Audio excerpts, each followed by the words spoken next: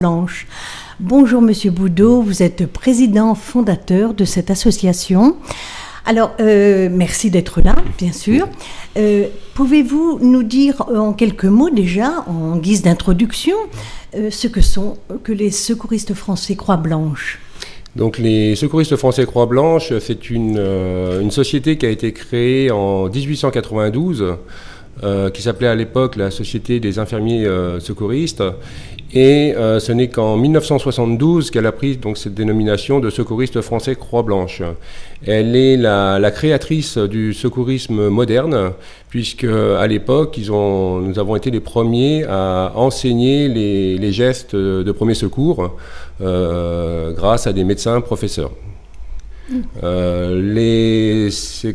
Cette société n'était pas représentée dans tous les départements. Elle ne l'est toujours pas. Elle était très représentative jusqu'à la Première et la Seconde Guerre mondiale, où malheureusement donc ces troupes, ces effectifs ont été décimés. Et c'est que depuis 1970 qu'elle renaît tout doucement de ses cendres. D'accord. Voilà. Et donc nous avons mis en place le comité des secouristes français Croix-Blanche en Meuse en 2005. Donc très récemment. Donc très récemment. Oui. Voilà. Et la Croix-Blanche, alors la Croix-Blanche, on connaît la Croix-Rouge, excusez-moi, mais la Croix-Blanche c'est un peu moins connu. Comment ça fonctionne ? Qu'est-ce que c'est ? C'est déjà moins connu, c'est une volonté de notre fédération de ne pas faire trop de publicité. Alors il est vrai que des fois ça peut nous desservir, mais les différences entre les deux couleurs est très infime. La grande différence c'est qu'au niveau de la Croix-Blanche, nous n'avons pas d'antenne dite sociale. Nous ne faisons que des formations ou des postes de secours. Et nous avons créé avec d'autres organismes européens la Fondation Samaritaine Internationale, qui est, elle, par contre, orientée vers l'humanitaire. Ah oui, donc on peut retenir que la Croix-Blanche, c'est plutôt les actions humanitaires ? Pas vraiment. Non, c'est pas notre principal cheval de bataille. C'est surtout les formations, donc faire former un maximum de personnes aux gestes qui sauvent, et également assurer des postes de secours lors des manifestations culturelles, sportives. D'accord, oui, d'accord. Bon, très bien. Merci. Alors, au niveau de votre comité départemental, premièrement, vous avez des salariés, vous êtes nombreux. Comment ça fonctionne votre comité départemental ? Alors, comme beaucoup d'associations de secourisme, nous sommes sur la base du volontariat, puisque nous sommes une association loi 1901. Nous n'avons pas de salariés. Seuls quelques formateurs de sauveteurs secouristes du travail peuvent être salariés lorsqu'ils font leur formation. Voilà. Actuellement, nous avons 20 adhérents. 20 adhérents, dont 2 médecins. Et malheureusement, c'est là que le bas blesse un petit peu, c'est le manque d'effectifs. Ah voilà. Oui, c'est sûr. Et alors là, donc, votre comité départemental, vous avez des missions à assumer ou assurer. Donc, quelles sont vos missions ? Alors, nos missions sont variées, puisque nous avons donc un agrément de sécurité civile, déjà pour faire ce qu'on appelle donc des postes de secours, les dispositifs prévisionnels de secours, lors de manifestations d'envergure petite, grande ou moyenne. Et ces dispositifs sont mis en place lors de manifestations sportives, culturelles. Nous serons par exemple ce week-end sur le lac de Madine à surveiller donc les championnats de France de triathlon. D'accord. Alors ça se passe comment ça ? Comment vous êtes choisi pour mettre vos postes de secours ? Alors, est-ce que vous êtes choisi d'abord ? On est choisi, voilà. Donc les organisateurs font appel à nous, donc soit via le bouche à oreille, soit font appel c'est la préfecture qui va les orienter vers les associations qui ont cette habilitation. Et après, c'est l'organisateur qui choisira parmi les 4 associations, en particulier sur la Meuse, qui peuvent faire ce type de... C'est quoi ? C'est un appel d'offres, en quelque sorte ou... Nous, on donne nos conditions et les gens choisissent après, au vu du devis qu'on va fournir. Voilà. Et là, vous remplissez un dossier. Alors, il y a bien entendu donc une demande qui est faite par l'organisateur, où il va nous mettre toutes ces conditions, ces conditions, les caractéristiques de la manifestation. Oui. Tout ça, on va rentrer ça dans ce qu'on appelle une grille d'évaluation des risques qui prend en charge à la fois évidemment le nombre de personnes attendues, les conditions donc de terrain, l'éloignement des premiers secours, des sapeurs-pompiers, du SAMU, et on va faire un calcul savant qui va nous donner ce qu'on appelle le ratio d'intervenants secouristes. Et là, voilà, on dira, voilà, il faut 2, 4, 6, 8, 10 secouristes sur la manifestation. Et vous êtes bien sûr à même de répondre à ces exigences. Alors, on essaye en termes de personnel. On essaye de répondre au maximum à la demande, hein, mais les demandes se font de plus en plus nombreuses, hein, puisque de plus en plus de manifestations nécessitent ce genre de postes, hein, qui sont demandés soit par les mairies, hein, ou toute personne ayant autorité de police, en particulier donc les préfectures ou les commissions de sécurité. Ah, oui. Mais ça peut se faire tout simplement à l'initiative de l'organisateur. C'est assez fréquent quand même. Et vous arrivez à vous trouver, je pense au niveau des manifestations, surtout quand elles sont très importantes, vous arrivez à vous trouver avec la protection civile, avec la Croix-Rouge, avec d'autres secouristes qui ne sont pas de votre... Ça peut arriver. C'est arrivé une fois il y a 2 ans, donc en particulier sur le site de Madine, où nous étions donc tous rassemblés, Croix-Rouge, protection civile, les sapeurs-pompiers, pour un grand rassemblement de personnes. Oui, oui dans ces cas-là. Avec un risque, oui, voilà. D'accord, oui. Et alors, au niveau de partenariat, vous avez des conventions avec les autres, avec la Croix-Rouge, où vous êtes simplement... Non, on n'a aucune convention. Aucune convention. La seule convention qu'on a, c'est avec le service départemental d'incendie et de secours du département, oui. Voilà, qui va pouvoir nous déclencher en cas de catastrophe. Et on ira se mettre donc sous leur commandement si nécessaire. Ah oui, voilà. D'accord, oui.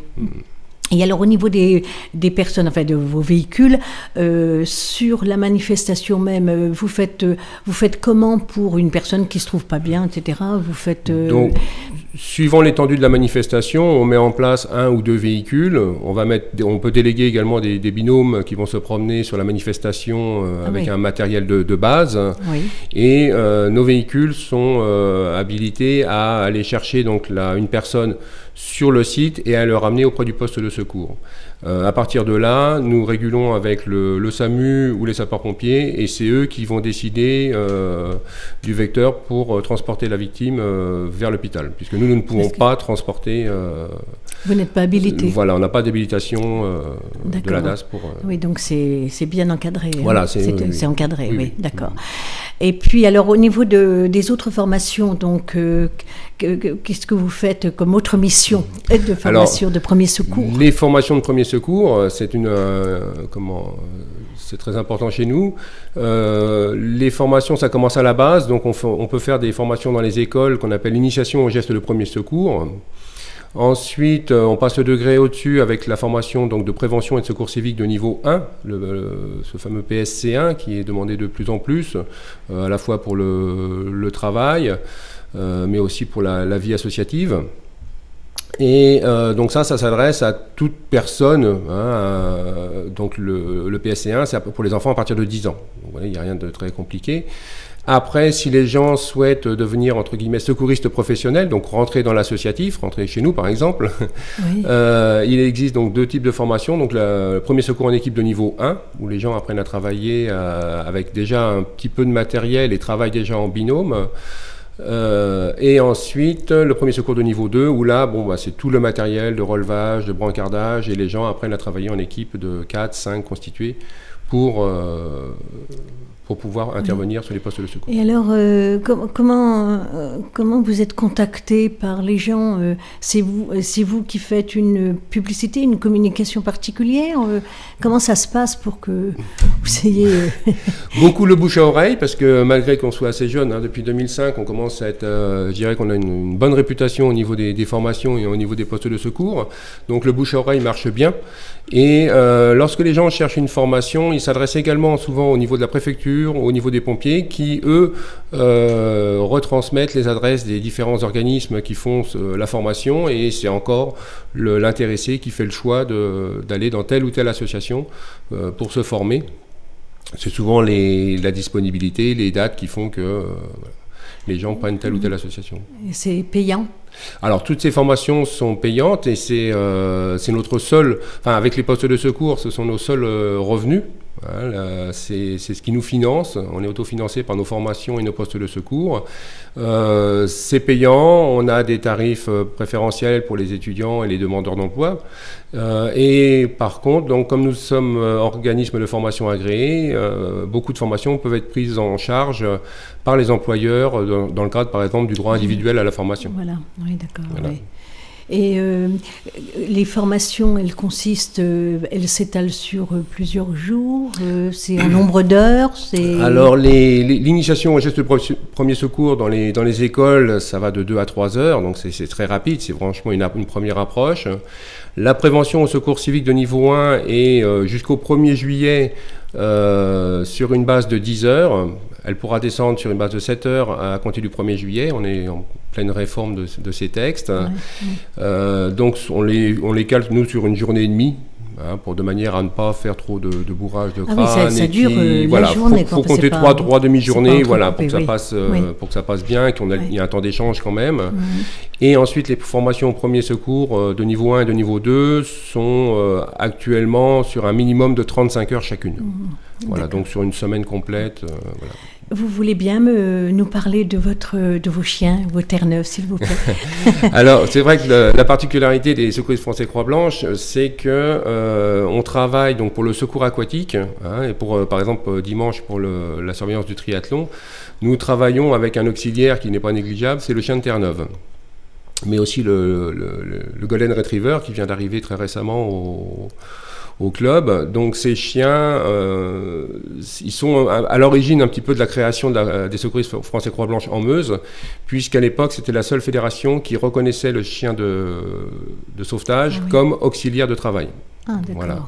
Donc on l'utilise à chaque fois qu'on peut sur tout ce qui est manifestation aquatique. C'est une aide à l'attraction, il est capable de tirer 600-800 kg de charge sur l'eau sans problème. Ah, oui. On est capable d'intervenir par exemple lors d'inondations pour soit apporter du matériel, soit évacuer des personnes sur des barques, etc. Voilà. Très bien. Eh bien, Monsieur Boudot, en conclusion, qu'est-ce que vous pouvez nous dire? En conclusion, je dirais que voilà, notre souci, c'est le recrutement de bénévoles. Hein, donc on recherche principalement des bénévoles, également dans le milieu médical, hein, donc que ce soit médecin, infirmier, psychologue, voilà. Professionnels de santé. Professionnels de santé, voilà. Et puis notre souci également, il est comme beaucoup d'associations, il est financier, puisque nous ne bénéficions actuellement d'aucune subvention, par une petite subvention communale, voilà. Donc on s'autofinance avec nos formations, mais c'est franchement limite, puisqu'on a un matériel qui est vieillissant, hein, nos véhicules ont plus de 20 ans, et il faut qu'on pense à les changer. Monsieur Boudot, merci beaucoup. Merci. Eh bien, appel à la générosité et puis appel au bénévolat. Il y a des places à prendre. Alors, n'hésitez pas à contacter Monsieur Boudot. Je vous remercie de votre attention et je vous dis à très bientôt pour une nouvelle émission. Au revoir.